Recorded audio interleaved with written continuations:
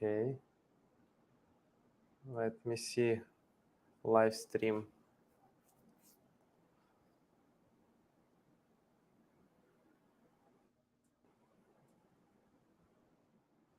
Perfect. We are live. Awesome. So let's get started, guys. Hello to everyone. Welcome to a new episode of Ecom Business Stream podcast. Today we have a unique opportunity to get introduction with someone who not only transferred from the gamer to a multimillionaire in the world of the e-commerce, but also proved the success is a result of planning and persistent work. The person started his first business in year or even in the age of 13. He was 13-year-old when he started his first ever business and by selling digital products. Over the years, he transferred it into the real big e-commerce business with direct-to-consumer e-commerce and direction, and spent a remarkable 7 years of improving his skills and improving the direction where he's working. Main focus is the CRO. Today we're going to be speaking about the conversion rate optimization, where our guest is really one of the gods on it, I would say, since his agency is focusing exactly how to bring multi-million-dollar brands online to multi-8-figure dollars brand and to help them out to scale that profitably. So let me just introduce, without further ado, one of my good friends and one of the great people who I know is the Connor Shelefontiuk. What's up, Connor? How's that going?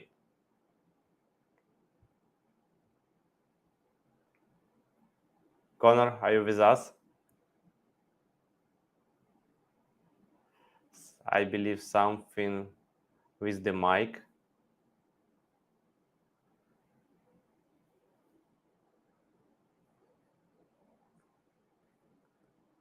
Connor, looks like your mic muted. You just unmute yourself.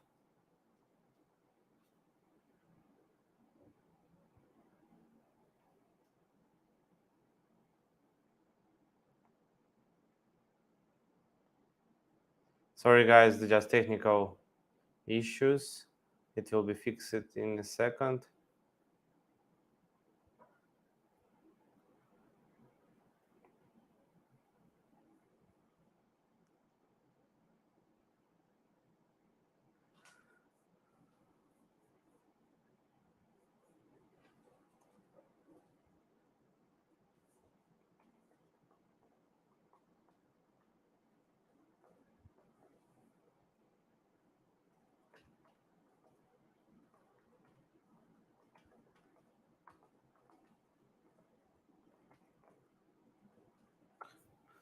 Connor, try to switch the mic from one side to another side.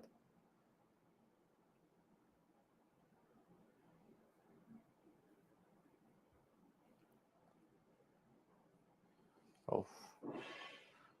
Okay, let me see. Guys, we'll fix the problem in a second.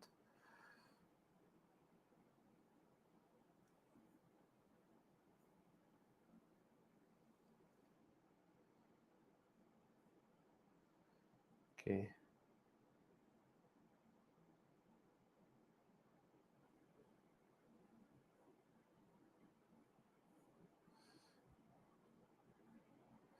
Connor, just reconnect and connect back. Let's see. Guys and girls, just technical issue, first time in our live streams, but it is a live stream, so it's real. It's showing what's actually can happen at the beginning. Now Connor will connect back. I believe it was just a bug on his end, so it will be fixed quite fast. Give us just a minute. Can you hear me okay now? Oh, there we go. Yeah, perfect. Awesome. Yeah, Sorry about that. No worries. Like it happened. It happened. So now we can hear you. Again, guys, I would like to welcome one of my good friends, Connor. He's the real god on the CRO. He's helping several businesses scale that to the moon. And I want to speak today more, and I want to get from Connor a lot of nice nuggets for you, so you will be able to implement some stuff what he will share with you and see the performance in next couple of days. So Connor, what's up? How is it going on your end? Are you in Canada right now? I am, yeah. I'm over in Vancouver. It's fantastic here. The weather it's all right. The fire, but it's not raining, so that's a good thing. Yeah, that's the minuses of the hot weather in mountains. I understand what you mean. Okay, cool. So, like, since last time when we met, I would say that Connor was presenting an amazing, like, case studies of different stores which is performing incredibly well. But and he was sharing before and after results when his agency joined it. Later on, I would like to go dive a bit on it, but I would like to start first of all from your early stage, like 13-year-old, you decided to start working on yourself. What was the decision? Why have you decided that? I mean, or what it was the digital product? What kind of product have you choose? And how everything moved you to the CRO optimization, to conversion rate optimization direction, because it's really something wonders me a lot. Yeah, for sure. It's definitely been an interesting journey. Um, there was nothing really, I'd say, that drove me into getting started. I kind of just had the natural urge to build something myself from a very young age. So, I mean, my first actual business where I started making money when I was 13. But even from like 6, 7 years old, I was doing little things here and there to make money, whether it was making lemonade for people or I used to like hand make these little trading cards. I was really obsessed with trading cards when I was a kid. So it was always kind of in my mind that I wanted to do something on my own. I don't really know where it came.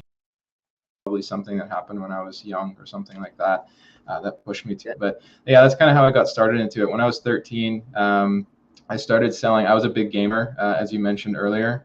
It was a huge part of my childhood growing up. So when I was playing video games, I realized at 13 that there were people who were willing to spend money to progress their accounts faster. So whether that was buying gold, buying accounts, etc. People were willing to spend money on it. So I was like, huh, this is interesting. So I sold some items for the very first time, and I made like $50. And I was like, this is crazy. I'm able to just play a video game, sell stuff that I get in it, and make money from it. So that kind of developed. I did that basically up until I was about 19 because I kind of got really good at it. I built this. Not really a marketplace, but I eventually I started buying and selling basically. So it's taking me a lot of time to sort of get these items myself. So what if I can buy it from somebody else a little bit cheaper and then sell it for a little bit more expensive, like 5 to 10% more. So I started basically arbitraging it, where I had this list of people who would buy it from me, and then a list of people who would sell it for me consistently. So they'd sell it to me for 5 to 10% less, and then I'd go and sell it to all the people who were willing to buy, and obviously make that margin in between. So that's kind of my, I guess, developmental process over the years of slowly realizing, hey, I'm doing too much work. How do I make the same amount of money without doing the same amount of work? So those were kind of like, I guess you could call them like the first freelancers or contractors, I guess you could say. Not that I had back then, but that kind of developed. And then from there, one of the people that I was playing games with, who was kind of doing similar things to us, we had like a little group of friends that would play together. He got into drop shipping. And this was when I was around 21, like midway through 21, almost 22.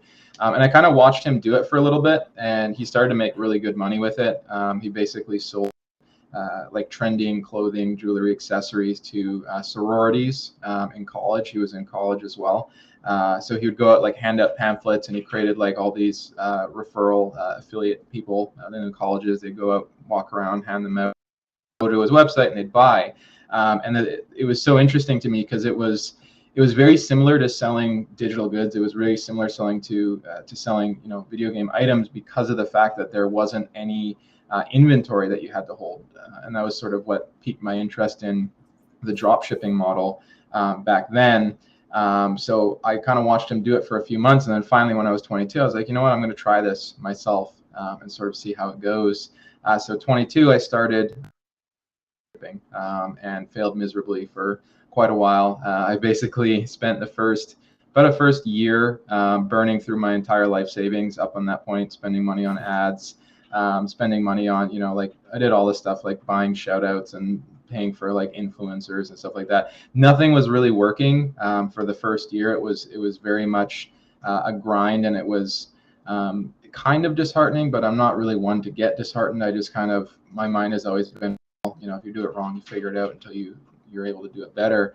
And that's really when the second year is really when things started to take off. And I actually figured it out. I figured out how to run ads. I figured out how to build landing pages. I figured out how to build product pages, build a store, make it look good. Started to get good at conversion rate optimization when I learned what that actually meant.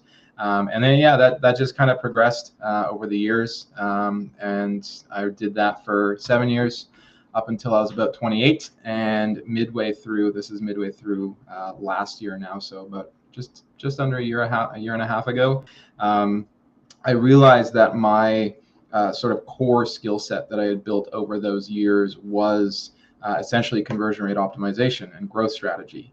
So that's anything from marketing to building funnels to copywriting to messaging to building offers and framing offers and understanding how to test them and optimize them over time.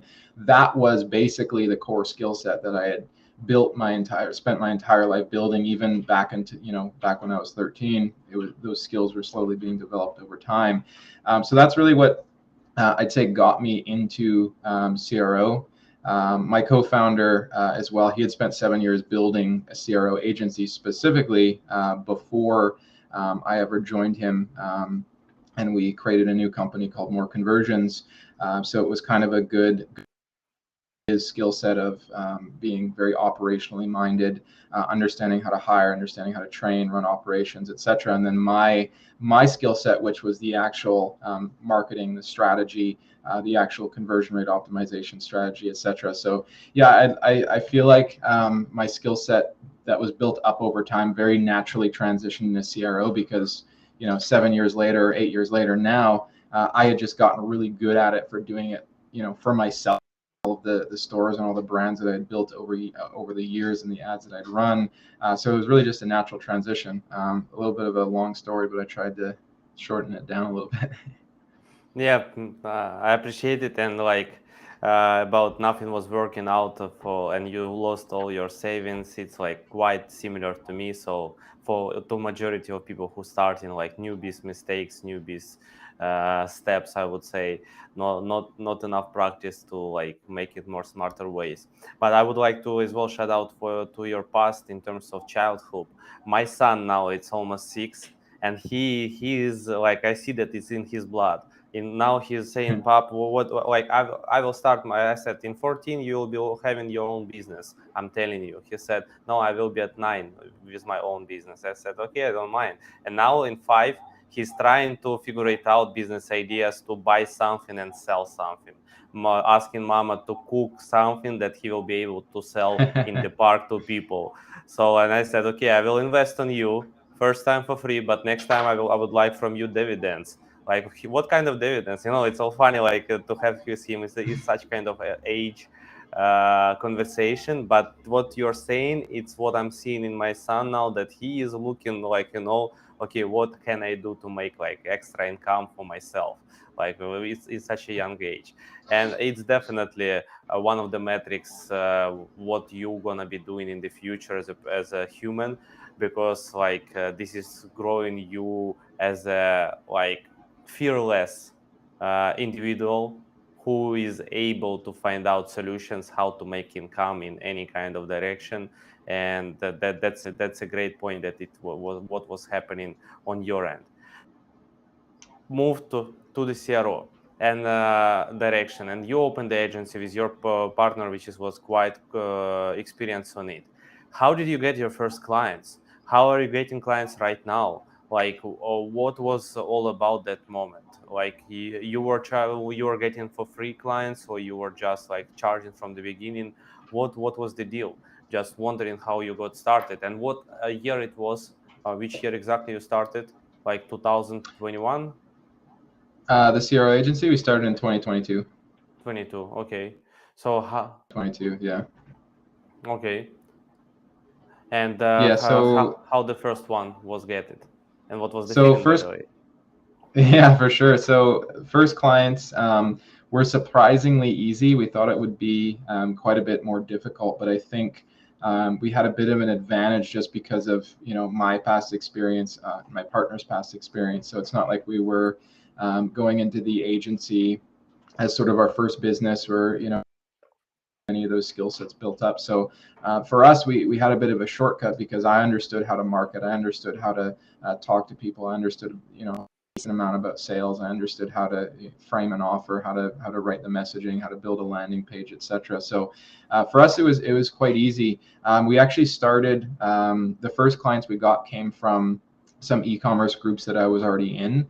So there was a lot of sort of previous relationships that had already been started over me building a network and making friends in the space. So we did quite well for the first month. It was very exciting because going from a business you're very familiar with that you've spent so long on to something that's from the business aspect quite different, even though the work you're doing for other brands is still the same. The business you're running is quite different. There was a bit of uncertainty in the beginning, but when we actually got the ball rolling, we officially launched, we started offering the service to other people. It was very exciting to see that all of the work that had been done over the years is now, those skills that were being built over the years really started to pay off, because we literally went from absolutely no money to over 50 grand in the first month in retainers being closed, basically, which I think is a pretty big thing in the agency space compared to, obviously e-commerce, you might have much bigger numbers, but agencies, are a little smaller, but they're also, a little harder to do. And the fact that we did it without any ad spend, which was quite cool. It was all done organically. So yeah, that's a little bit of a breakdown of how we started. Okay, cool. So first client, what was the niche? What kind of niche it was? First client was, I think it was hunting gear. Yeah, it was hunting gear, if I remember correctly. Yeah, so it was like hunting boots, clothing. Yeah, it was an interesting one. Yeah, that was from a group that we were in, as I mentioned. Mm-hmm. And in this case, like, what was the main difference, like before joining you and after joining you? Like, what kind of hacks have you done on the CRO side, which is improve performance for the particular brand? Yeah, for sure. So prior to working with us, they had no whatsoever. So they had a very sort of basic Shopify theme that you'll see most people that are running. And we overhauled it from day one. So we immediately went straight into A/B testing. We started working on mainly on mobile. The majority of the traffic were mobile users. So we started working on the mobile layout of the website, a little bit of the messaging, a little bit of the imagery, some of the copywriting on the page. The biggest focus for us was restructuring the above the fold section of the page. So the first thing that people see when they landed on the page. Originally, it was way too spread out. There was very little information. They had to scroll quite far before they started to see any sort of important information that would help them make a decision in the buying process. So we cleaned it all up, we tightened it all up, we moved more important information higher up on the page so it was quicker, easier to access. We made some of the buttons a little more. For example, they had a ton of different size variants, and it was taking up like half the page on the size variant. So we just turned it into a drop-down menu that worked significantly better. We added a size guide. They didn't have a very good size guide. It was very hard to read on mobile. Super important for apparel, especially shoes, clothing, etc. So we added a size guide to the page. We did all that over about a 4-month period, and by the end of it, they saw an increase of 86%. In conversion rate. So we almost doubled their revenue within that 4-month window. Yeah. Okay. Okay. You implement different things. Yeah. You like change several stuff. Very important here to point it out. How would you make the adjustments? One in a time and keep it for a couple of days, for a week, or like making the bunch of adjustments in the one shot and just seeing what happened? Like, what's in your opinion the golden formula of doing the improvement on the landing page? Absolutely. So if you have a lot of experience, you can group some tests together if you sort of know how they correlate with each other. So you can group 3, 4, 5 different elements together into a single test. Most of the time, though, we're going to be testing a single element at a time. And the main reason for that, why it's very important to do, especially if you're not super experienced with CRO, is because you want to understand what impact that change had on the page as a whole, right? So when we run an A/B test, it's the original page versus the variant page that has that single change. So when we clearly see, if the conversion rate improved or it got worse, or the revenue improved or it got worse, we know that the only variable that is being tested is that single thing that we changed, and there can't be anything else in the picture that's impacting it. So you have very good clarity on the data. As for the actual technical side behind the test, we run every test for a minimum of 2 weeks, and a total of 20,000 sessions at minimum as well. The more, the better. And the reason we do this is for statistical significance. So the more sessions you have, the more the test results will start to average out and give you consistency. If you end it too early, like if you only end it after a couple days and a few thousand sessions, you don't actually have a solid answer as to whether or not it's an improvement or not an improvement, because the sample size just isn't large enough. So you need to have enough sessions that go through it to actually hit an average point where you can very confidently say, okay, this isn't going to, change into a different direction when a bunch of traffic comes in and interacts with it differently, right? So 20,000 sessions and 2 weeks. And the reason why we do 2 weeks is because consumers behave very differently depending on which day of the week it is. So it's important to get a well-rounded view, and 2 days, 2 of the same day from each week, if that makes sense. Yeah, that completely makes sense. And in this case, when you are implementing all of that, and in case if the things start working opposite in the that profitability drops down, or maybe even going negative because of the changes, you will still keep for 2 weeks and 20,000 impressions, or you're gonna be adjusting earlier. Yeah, so we review it after 1 week to sort of see where it's headed. And we do have sort of a threshold where we will cancel it, obviously, especially, when you're dealing with clients, especially big clients.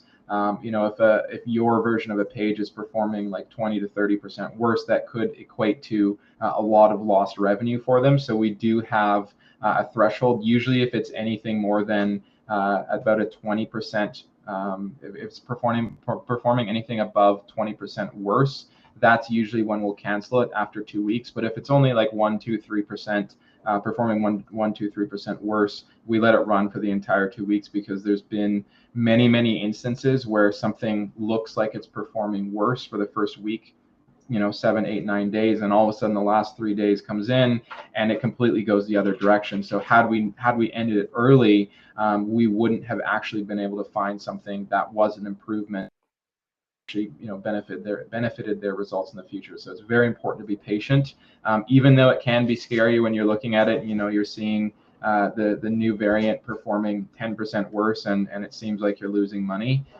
You can't find that. This is ultimately the process. You can't find improvements unless you're willing to make changes like this that ultimately help your business when you do find what the improvements are.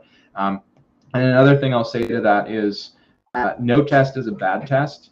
Even if a test is losing, and even if a test does lose, the insight that you gain from that will not only save you a lot of money in the future had you just went and made the change yourself. We see a lot of brands do that, where they'll go and make a change to the page and they'll just think that it's doing better, but they won't actually test it. When you actually test it and you see the difference that it made, even if it was worse, that saves you from just implementing at some point in time in the future. And then number 2, the data that you gain from that allows you to run what's called a follow-up test, which is basically compiling all the data you learned from that test and then iterating on it until you eventually do find an improvement. Because ultimately, at the end of the day, the purpose behind testing isn't necessarily to find improvements. It's to collect data so you can make more accurate decisions forward with. So we like when tests lose just as much as we like when tests wins. Obviously, making more money is fantastic, but sometimes you have to understand what's not working first before you can figure out what will work. Yeah, not every single journey straight away. Sometimes we need to go back forward and understand like what's the right path. I completely understand and agree with you. Like not everyone understanding that, especially if your agency and there is a client. So it really has to be good communication between both Yeah. of the sides to explain what is happening, what is going on, and why it is happening. And do you know, like in your opinion, what's the reason for such kind of triggers could happen on like after 9 days of really losing or like average performance, and after that start performing after 3 days and start killing it?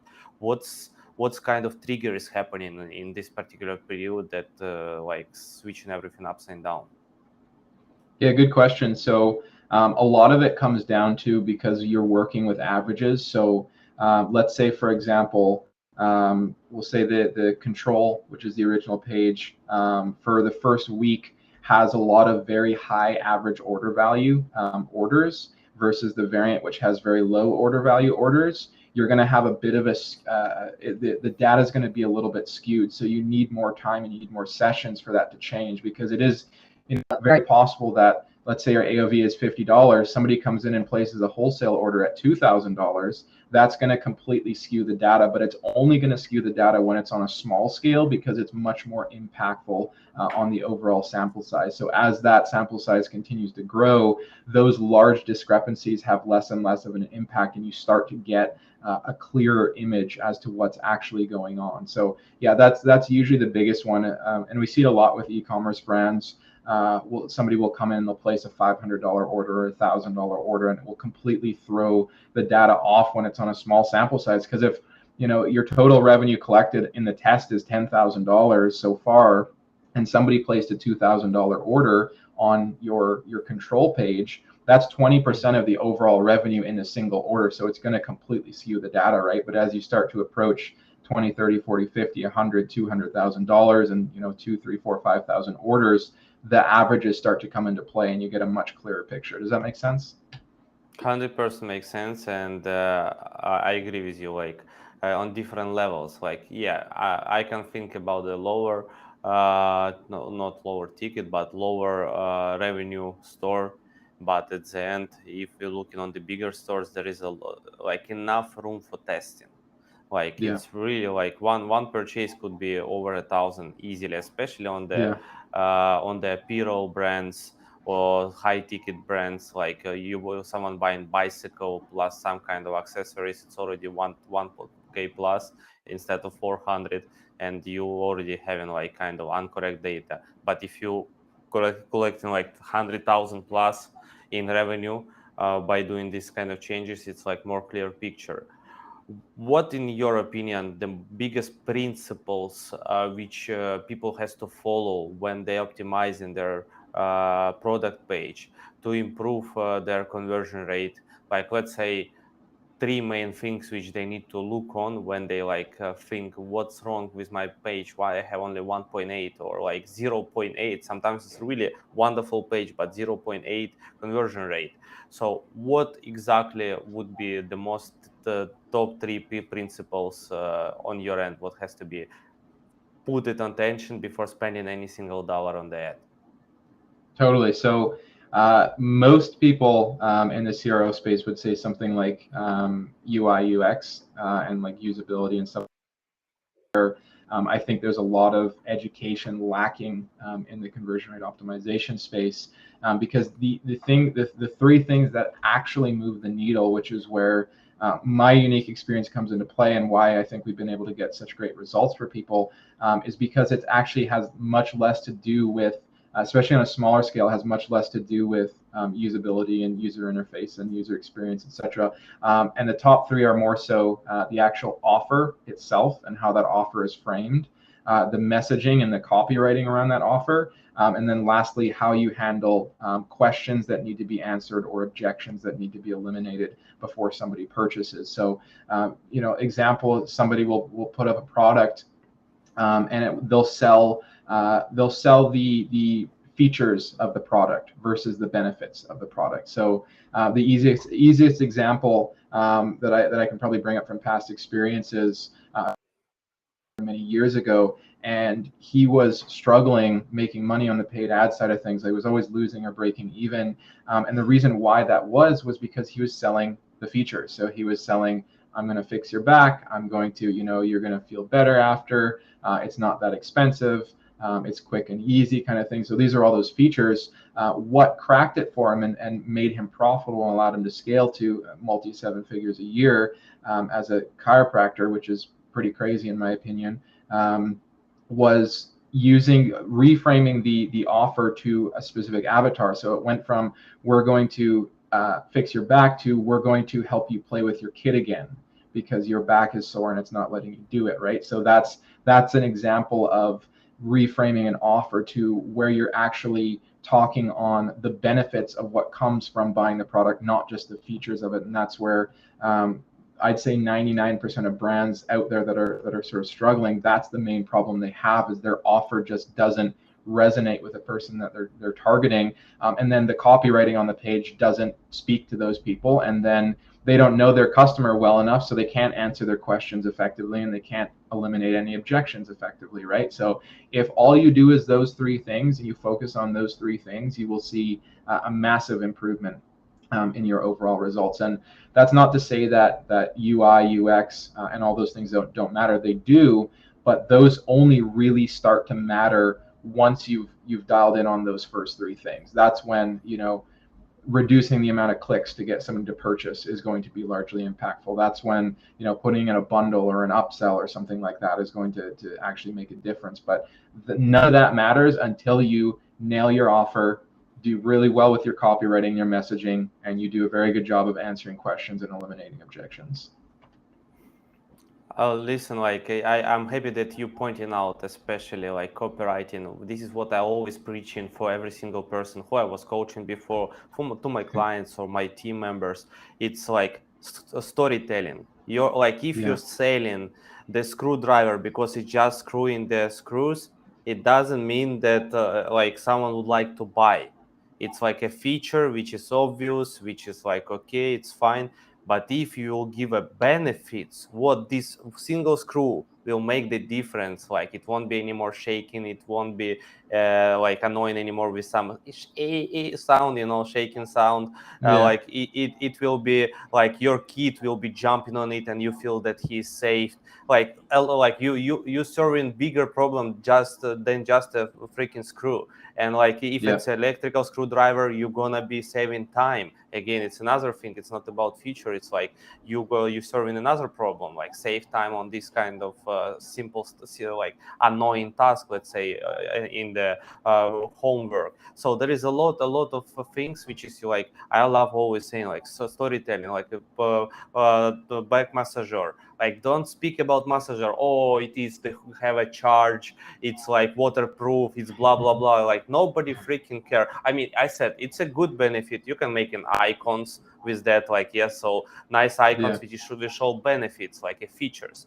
But spend like real estate space on your product page for storytelling, like how you will feel, like share with like some story of Janie, who were like having pain in the neck, which were not allowed her dancing as she were doing that on the young age, and tell her story how everything has been changed with her. To share the story with people, like how the situation have been changed for her, and she start dancing and she start experience life again and feel herself again in 15-year-old, just because she start using this kind of massager and making the massage for her neck.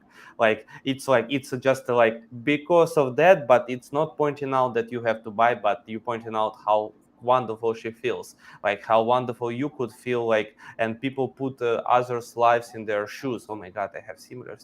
I was as well dancing before, or I was doing gymnastics, or I cannot walk with my dog anymore because like I have pain in my neck, like whatever it is, like everyone putting their themselves in the other shoes. And like this kind of storytelling is crucial. Nobody cares about features. I mean, features are important, don't get me wrong, but storytelling, it's what is selling. Like I just was recently was saying about selling the wine. Nobody cares about how to, like, $3,000 wine. Nobody cares about the taste. Yeah, I won't buy the wine because of the taste. I would buy the wine because someone would share with me the story, how everything Yeah. was going through since 17th century, when the first guy like sold everything what he had, like, and he just like started his wine house, and like everything in 19th century, everything has burned out, they have to start over and make it some sweet story of it. And I would think that, yeah, that wine worth it, because it's like freaking long story of roller coaster, and now this wine is like here as a premium product, so it's worth it. And this is like for me it's a great example, because I used to work in hospitality, and I have seen like people were sold for this kind of 3,000 bottles of wine. It was this for me incredible. I was younger, I wasn't understanding like how that possible. Everything, and this is one of the crucial format for sure. Thank you for sharing that, because that like it's really hard to explain people again and again that these things that like if you have a good copywriting on the page, that's half of the job. That's definitely, but it shouldn't be too much as well. Am I right? Yeah, absolutely. There's a point where too much is too much. That's another thing. We'll see many pages that have good copy, but they're 12 paragraphs long, and nobody wants to read through that much. So that's more so where like UI UX comes in, where now that we understand the customer and we have good copywriting and we can connect with them through the messaging, how do we then display it in a way where it quickly communicates the key points that we need them to understand and answers questions and eliminates objections? And how do we do it in a way where it's quick as possible without missing out on anything, but also not overloading them with too much information, right? So there always has to be balance. Absolutely. Yeah, solving the problem with the nice storytelling. Even if problem not exist, find out what is the problem. Yeah, make the problem. Exactly. Like what if you have seen such kind of examples in the past, especially working with the big brands. Like I'm working a lot in the dropshipping space with dropshipping clients, and for me it's surprising when some marketers, really marketers, not a new big people, are running ads, spending thousands, awful conversions on their end, and they don't understand why. And after that you dive in the first couple of minutes, like first main picture is awful, no like trust budgets, whatever, okay, it's small things, but the picture is awful, incredible, bad organization of the product description itself, in terms of huge white spaces between the text and so on. But the worst thing, which is killing me seriously, when people running ads and they have like reviews in the bottom, Chinese, Russian, like everything except English. I'm like, uh, what the come on, seriously, stop it, stop it. Have you seen such kind of stuff on the brand side? I mean, just wondering. no, not so much on the brand side. Brand side is usually the reviews are quite good, but they typically do a pretty good job of customer experience and actually reaching out and talking to people, getting honest reviews, getting honest testimonials. So no, we don't see too much on that on the brand side. If we do, it would be more so on a really young brand, like probably within a year of launching. That's about the only time we'd see that, something like that. Okay, yeah, it's a different problem, but seriously, I cannot believe when thousands, Yeah. but even like haven't decided to look on their own product page. Like, come on, it's incredible. Okay, so when you you mentioned one thing which I was keep it in my mind for later, and this is exactly the moment. Average order value. What kind of changes has to be made on the page to improve the average order value, to improve the cross sells, upsells, post purchase upsells? What steps would you recommend to take? What action has to be taken, and how to generate the ideas what to upsell, so the upsells will be working perfectly? Is it supposed to be on the product page, on the checkout, or on the add to cart, or somewhere else? What's your opinion? What's working the most? Yeah, so I'll give you the one rule that we follow, which has really simplified absolutely everything for us, down to being able to understand what to do, where to do it, why to do it. And that one rule is it has to make sense. That is the only rule you have to follow if you want to increase your average order value. It has to make sense. And the reason why we sort of refined it to this rule was because we saw all these brands that were sort of utilizing tons of different strategies. They were bundling on the product page, they were upselling in the cart, they were running post-purchase upsells, they were including shipping insurance, faster fulfillment times as upsells, all these other things. And the majority of them were saying, we're not seeing much of an improvement in average order value. And when we started looking, when we started really auditing sites, and we've audited probably close to maybe over 200 7 and 9 figure brands in, I'd say, the last 6 months. And the number one thing that every single one of them is doing wrong, that aren't able to improve their average order value, is what they're doing just doesn't make sense to the consumer. It doesn't make sense. So an example will be, they're selling, I don't know, they're selling like a bike or something, and their upsell is another bike. How does that make sense? It makes no sense. So you change that to, well, let's upsell them a helmet. Let's upsell them, a different seat for the bike, something like that. They're very counterintuitive. Most people do something very counterintuitive with something like upsells, for example, and it just doesn't make sense. So of course consumers aren't going to take it, right? So what you want to do to improve your average order value is to present an offer to them that actually brings more value to them. That is literally it. If you can give them something that provides more value, easy example. We see a lot of websites very, very popular lately as they're doing these like shipping insurance upsells in the cart, and like we see tons of brands doing this now, and a lot of them are like, we're not getting any results. And you go and look at it, and they're like, they're charging $6 shipping insurance as an upsell on a $30 product. Does that make sense? Not really. But if you look at a brand that's selling a $1,500 product, then a warranty might make sense. Then a shipping insurance might make sense, because it's actually a value add. You're saying, hey, if anything happens, pay us $6, $10, whatever it is, and you're fully insured. You have a full warranty on it for a lifetime or whatever it is, because it actually makes sense, right? So if you want to upsell, if you want to improve your average order value, provide more value, and people will spend more money. And that's really all that it comes down to. If it makes more sense and it adds more value, people will spend more money. As for actually like where to actually place things, I mean, it doesn't really matter as long as it makes sense. And in the effort of figuring out what makes sense, that will naturally show you where to place it as well. So very easy example would be somebody, let's say it's a t-shirt website. This is really common for t-shirts, apparel, clothing. A lot of people like to buy more than one shirt, right? So when they're on the product page, would it make more sense to upsell them in the cart or the checkout or the post purchase, or would it make more sense to just offer it on the product page, because you already know that your consumers are very likely to want to order more than one shirt if they like it, right? So in that instance, it makes sense. If you're talking about adding shipping insurance, that would make sense to add in the cart or in the checkout process, because that's right around the point where they're going to be paying for shipping or they're going to be checking out, right? If you're adding something like an add-on to a product or a second product for a discount, probably is going to make more sense to add it post-purchase, because they've already made the purchase. Now you have the opportunity to capture them with something else, right? So as long as it makes sense, that basically guides the path for you. And of course, you can always test it. We'll do that too. We'll run an upsell on the page, and then we'll split test it versus in the cart, and we'll see which one performs better. So you can A/B test these things as well, and see where they perform better. But for the most part, if you follow the rule, add more value, and it has to make sense, you'll be able to improve your average order value. It's really it's much simpler when you look at it that way. Seriously, cannot agree more, because I have a couple of things to share as an example, and especially and one thing which is like surprising us as well.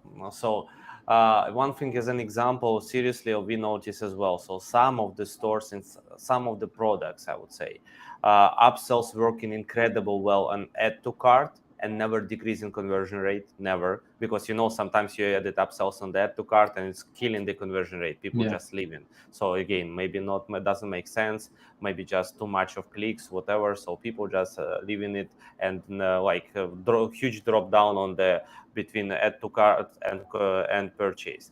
But some of the brands, actually brands, dropshipping stores, really, like if you edit in the product page, nothing is happening. But if you edit exactly the same offer, the same product into add to cart, and they need just to put the plus on edit the item, freaking working. And it's seriously like, especially like a niche store. I remember one of the greatest example. It improve average order value, improve even conversion rate. When add to cart, it's like a roller pink store. So there is different rolling pinks for the Christmas, like thematic roller pinks, and like for cooking. Yeah, so it's like for pastry.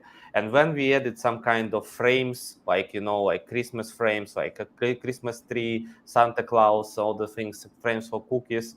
After that, like fish frames, something else. Oh my God, our average order value roller pin was $29.99. It increased for almost $60 in average, because people were buying a lot of that shit, which is like related to this. Like obviously, when you're rolling the pastry, you need like frames, and we put it a lot of different frames, and they just like always buying quite good, and it increased average order value, everything. And when we were doing exactly the same on the product page, nothing was working. Seriously, like it was just like nobody make attention. Bottom, like in Amazon, like people also like nobody were making attention. But from another hand, another example which is breaking through what you said, and it's actually like quite true, like upselling with the priority shipping and all that stuff, I never liked that, I never preferred that. I mean, especially on, like you said, on the low ticket products. But the thing is, we find one app for add to cart, which is allowed just automatically edit the products, whatever you choose. And we creating a product priority insurance and trackable shipping, like simple thing with the like box shipping box on the main page, on the main photo, and we put it through that app above the checkout button. So it's in add to cart section. Above the checkout button, it's like section already turn on the tick, turn on, and like priority shipping $3.99. We tested out with no joke, maybe 50 stores plus so far. 50% success rate in some of the stores, 70% in some of the stores, on one store actually 100% success rate on every single order people buying this priority shipping, because it's already automatically turned on. They are not removing it, they just like proceeding to checkout, and in checkout it's like as additional product, it's not like a shipping, and it's surprising, like in 50 plus stores we get zero complaints, like why you charge me or whatever. Conversion rate 6%, 5%, 4.5, and it's just like working so well. But just simple app which is called in Monster Cart, it's so simple. There's three ways of the upsells, but third way where you can upsell through this kind of line above the checkout with the automatic turn on the tick. It's incredible, and from now on we're using all the time. But I agree with you that upselling with shipping and all that stuff, it's not really what people want. We use this app, like 50% success rate, it's incredible. It's really cool things, but like I don't know, it's kind of trick or whatever, but it working for several stores, and keep doing that. I can keep doing that. I'm not sure if it's good for the brands, especially brands has their own systems of the like shipping and handling on the checkout. But this is something what surprised me, to be honest, that it's working. Have you A/B tested it? What? Have you A/B tested it? Yeah, we tested without and we tested with, and Okay. like with, it's like always 50% success rate, and it's increasing at the end of the month for the brands, like extra up to 5-7% profitability, just like by having this, having this kind of extra feature turn on all the time. I mean, just interesting stuff, and it could be upsold even not with the shipping. It could be upsold with something similar, like ebook. like for Yeah. cooking. This rolling pin 1 year ago in that store, we were adding that 20 recipes of the best cookies in the world, for holidays. And like this ebook, people will love it. We were selling for $10, but if like rolling pin 29.99, if you buy it on $39, you will get ebook for free, or Mm. $10 upsell.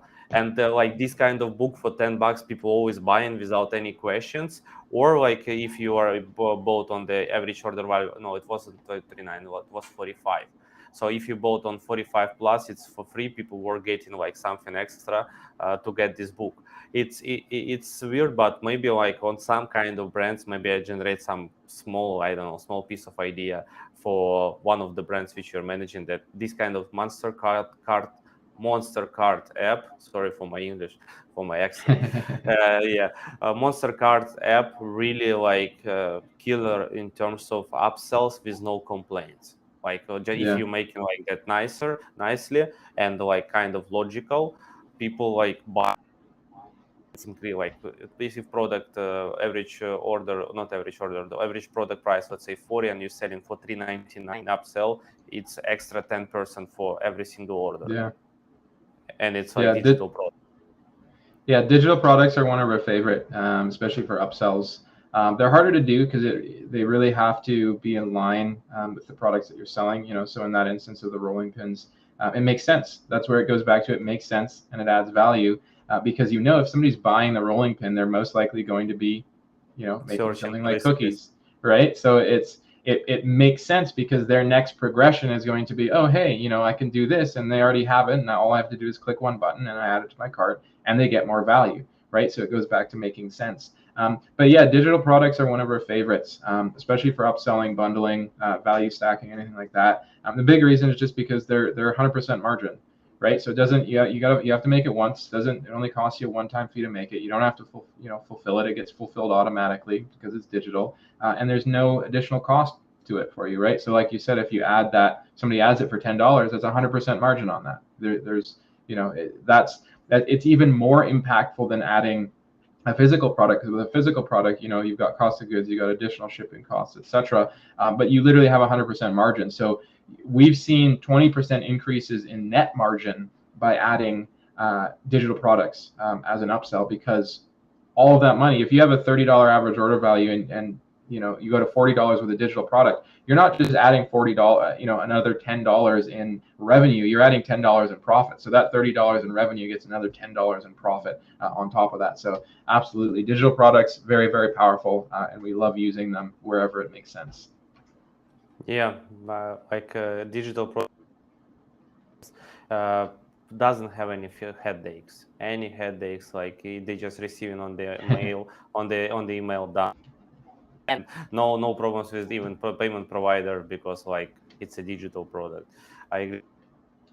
I have one small question to you regarding the optimization of the page. Like you are like diving in developers, as I remember, which are doing customized things to make the page looks different, better. But is there any specific app which is you believe would be much harder to handle your business, I mean optimization process, if that app won't be exist? If yes, what kind of app is that? Google Optimize, I'd say, was the biggest one for the longest time. They're sunsetting now, so it's kind of a little too late for most people. But if you have developers, something like Convert, the app Convert, or the plugin, whatever you want to call it, convert.com, very, very powerful for A/B testing. If you don't have developers, personally for me, IntelliGems or Shoplift, they're both phenomenal apps. They're sort of like no code A/B testing. Those are the most powerful apps, especially for people who are maybe just getting started, or they don't have the budget for a developer team or a design team or whatever, because you're able to go and find improvements and actually A/B test things over time without the need for really complex development or really complex design, right? So it kind of makes it a little easier, a little more intuitive. If I was to go back to day one, that would probably be one of the only apps I have outside of something like, a post-purchase upsell app, for example. But yeah, to me, the majority of the results come through A/B testing. So to have access now, especially because those apps didn't exist back when I started. If you wanted to do anything, I would literally have to pay, like I paid developers a few $1,000s a month to make changes for us. Funny thing is, I actually worked with my co-founder, his agency back then, to do our A/B testing over the years. Kind of how we got to know each other really well over the years.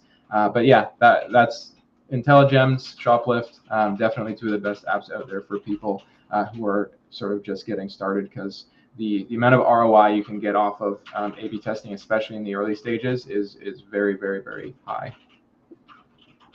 Yeah, makes sense. Okay, and thank you for sharing those kind of apps. Yeah, some of them I know, some of them actually wondering to check, especially for A/B testing, particularly because I don't remember what kind of app team is using, but like it's crucial. Like when you're testing up the different things, A/B testing apps are really helpful a lot, and especially you can after that choose the option number 2, and that's all, and all the traffic will go there. You don't need to like redirect any traffics, like change the links or whatever. You just like making the option 2 as a main traffic source, that's all. Or not traffic source, like a main landing page for the traffic. Like it's actually one of the last questions which I have, according, and I believe it's the biggest headache to people there, and I know because it was a headache for me as well, to find the right developers who are doing the great things with Shopify. Not just like developers, great developers who are really going to be know the stuff and doing that fast, and the most important, in the quality manner. So how have you handled that, and where have you find your developers? Would you recommend to look for the good developers in Shopify space? Yeah, for sure. So that is definitely a tough one, and that was a massive, massive, massive struggle for me over the years. Fortunately for me now, my co-founder, who's the COO, he handles all that for me, so I don't have to deal with it anymore. But I do understand the process behind it. So really what it comes down to is putting them through the gauntlet, basically, of just testing them to see how good they actually are. And if they're good as they say as they are, and they understand the development, the actual different codes that they could be using. So what we do is basically a simple interview process, talk to them, see how it goes, and then we actually give them assignments to complete. We base it off of how long it takes them to complete, what the quality of the code is it clean, is there bugs. We have our senior developer that will look at it, just sort of see the quality of it and how they built it. Kind of filter them through. Very simple. We'll pull them into Slack, give them an assignment. They'll get something very simple. They'll do it. We'll see how long it took, what the quality was, etc. And then the ones that do quite well, then we'll move them on into something a little more complicated to see how they do there. And then ultimately the ones that do the best throughout that entire process. And we really this is really something that I think needs to be done for pretty much any employee you hire, not just a developer. But we're sort of just measuring how they do over time. How do they communicate? What's the quality of their work? Are they on time? Do they meet the deadlines? Are they late to the due date, etc. And you'll just naturally, find people over time to do that. As for where to find them, I mean, there's a million places that you can take people off of Freelancer. You can find people off of Fiverr, that you can work with them off of Fiverr. We use one platform, actually. Let me just grab the name of it here. We've been doing a decent amount of hiring on here recently. What is the name of it? I think there's another one that's Freelancer. Okay, so this Wellfound. That's another good platform that we're using right now. This is a place where you can post job listings, basically, and they have a lot of skilled people that you can go through. I'd say finding developers is easy, but it's finding the ones that are good and that can communicate. That's the hard part. So that's why we have that sort of structure in place to push them through and eliminate anybody who doesn't fit the criteria or who aren't up to standard before we eventually select the ones that are. Does that make sense? I know it's a little complicated. No, it's not. It's actually a clear answer, and about that platform I found, I will check with my team. I will forward to them for sure because it's Yeah. something what it makes sense. Yeah, Fiverr for sure. We test it out a lot. We use it a lot, but quite rare when there is like someone really good who Yeah. can will do the major nice things instead of like just do the couple of the basic stuff which we are able to do in house. But yeah, thank you for sharing that. And last question, which is I'm asking everyone, and I would like to hear your opinion as well, is that what would you choose, the journey or end result? Definitely the journey. Why? That's well, I mean, that's just one thing I've learned very, very powerfully over the years is I've had very clear goals, very clear destinations, and the satisfaction of reaching them was nowhere near the of going through the journey to get them, if that makes sense. So, usually when you reach a point where, well, at least for me personally, usually when I reached a point that I was sort of aiming for, I kind of got left with a now what feeling. Like it's, I kind of did it, but you over the journey, you grow so much over time that when you eventually reach it, it almost becomes like it was expected versus something super exciting. And of course, you celebrate it and you throw a party or whatever you want to do. But if you can learn, at least this is the way I look at it, if you can learn to enjoy the journey and love the journey, you'll grow significantly more than if you just have a destination, basically, and you're just aiming for a destination, because the enjoyment, the satisfaction comes through the journey and what you sort of have to go through to get to that point. And then for me, I've always found the destination has been underwhelming. That one of the like a great answer. Thank you for sharing your thoughts. But one of the good point which you mentioned that I mean, Yeah. you got the results. You're here. You're on this spot. You like got end result, but it's staying for a second. It's staying like really for one single moment, and after that you like, what's Yeah. next? I mean, especially if when you are entrepreneur, when you're a business owner, that we always need to be busy after, otherwise we are getting bored. Like the in the life is feeling bored. If we're boring, Yeah. we're doing ups, we start doing like shit. But when we focus on our workflow, not work, but on our goals, achieving them on the journey, then like we feeling taste of life, we feeling taste of what we are doing and why we are doing. And this is that's what you said, that you enjoying the end of end results with much more taste, much pleasure than it's just a result without the journey. Anyway, yeah, love your answer. So, Connor, thank you so much for being with us today. And I'm really looking forward, guys, to hear from you feedback.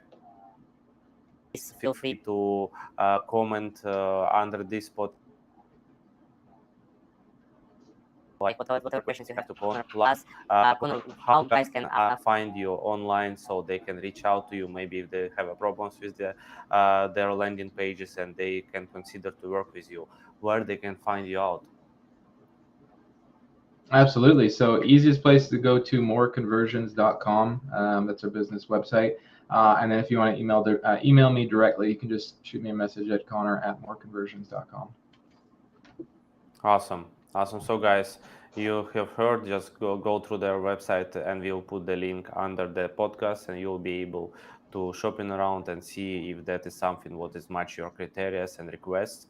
And guys will definitely will be able to analyze your stuff and tell you if both of you are a good fit to work together. Connor, I appreciate for your time, for jumping on the call and sharing all the value and having great conversation. Really, thank you so much, and looking forward in the future to record another podcast, just like on updates how everything is going on your end with all the innovations in e-commerce. Sounds good? Absolutely. It's been a pleasure. Thanks so much. Thank you. Have a good day, guys.